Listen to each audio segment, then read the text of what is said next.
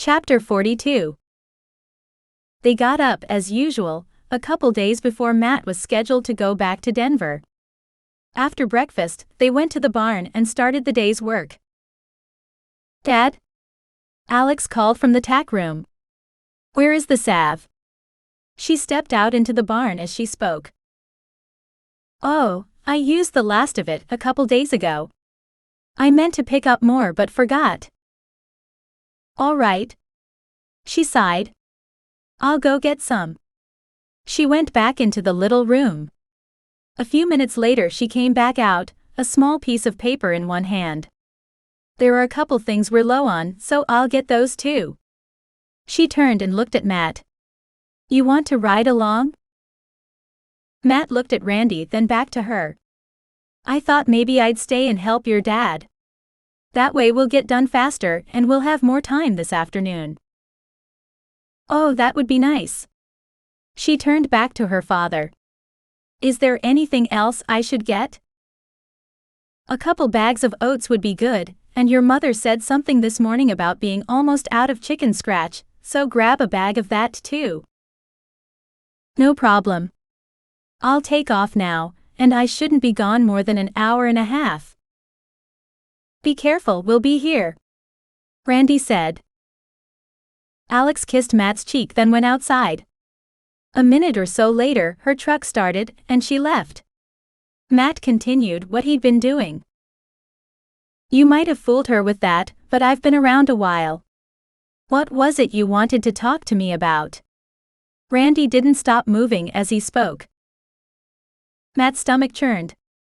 He'd had a talk like this once before, but he'd never thought he'd have to do it again. "I don't know if you know yet, but I'm planning on moving down here." "I suspected you might. Alex and I have talked about it. I was going to rent a place, but she talked me out of it." "Oh." Randy lifted one brow. "I wanted to be sure you know my intentions are honorable. Unless something big changes, I plan to make our relationship official." Randy watched him with narrowed eyes. "Official to you or me?" Matt didn't hesitate. "I plan to marry her, sir." "And mate her?" "Yes, sir." Randy stared at him for several seconds. "All right. Do you plan to take her away from here? From her mother and me?" "No." Matt shook his head, looked at the ground a moment, then back at the older man. "She's told me what this place means to her. And while my job means I'll have to travel some, this place is her home. My sister and my best friend are here. If the people I love are here, I might as well be too. And what if things don't work out the way you plan?" "That's just how life is, sir. If it doesn't work, I'll have to deal with that, but I'm hoping I won't have to. You take good care of Alex. Be good to her and treat her like the precious gift she is, and I think you and I will get along fine."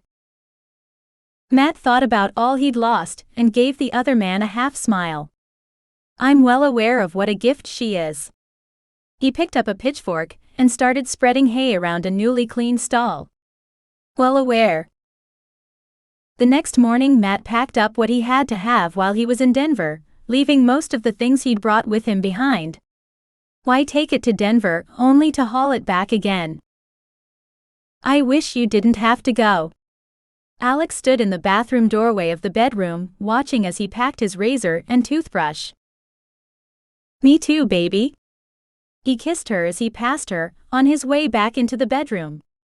"I hope it won't be for long. It's going to take me some time to pack my place up and wrap up things there. But I'm hoping not more than a month, maybe 2, then I'll be here to stay." He dropped his shaving kit into his empty suitcase, then approached Alex and pulled her into his arms. "I can't wait for that." She smiled up at him. "But it's gonna be rough without you." "It's not going to be any easier for me." He kissed the end of her nose. "I've gotten used to sleeping with you in my arms. I like being there. You make me feel loved and safe." That's because you are loved, and if I have you in my arms, I know you're safe. You scared me when you got hurt. I don't want to see you like that again. Ever. I don't want it to happen again either. That was more than I'd bargained for when we went out after that bear. I never intended to confront it like that. That's good to hear. He liked the feel of her in his arms. The heat of her skin seeping through his clothes. Leaning forward, he put his forehead to hers. I want you to promise me you'll be careful while I'm gone. I don't need another call telling me come quick. Once I'm back you can go back to being you, but please, please be careful until then. I will do my absolute best to keep from being hurt like that ever again. But I will promise to be extra careful until you can be here to take care of me. Thank you. He pulled her close and wrapped his arms around her. I'll try to get back here as quickly as I can. Her arms snaked around his waist and she held him tight. They stood for several minutes before Matt pulled away. He zipped his suitcase and set it on the floor. I wish I had more time. But the sooner I go, the faster I can get back. She sighed. I know, but I hate saying goodbye. Me too. Together they took his suitcase to his truck. He lowered his head and kissed her one last time. I'll call every evening. I'll look forward to it. He climbed in behind the wheel, started the engine, and rolled down the window. One more kiss for the road? Alex came close, stretched up and gave him a quick kiss. I'll miss you. I'll miss you too. His chest ached as he put the truck in gear. Drive safe. I will. You remember to be careful. She smiled and took a step back from the truck. I will. Easing his foot off the brake, he slowly pulled out, watching her reflection in the rear-view mirror. She raised one hand, waved, and stood watching as long as he could see her. Leaving her was hard, even knowing he would be back soon. He knew she was hurting too, and he'd done what he could to minimize that. He felt like drawing out their goodbye would only have made it harder for them both. He planned out the things he needed to do once he got home, to pass the time until he got to where the signal was reliable enough he could start making calls.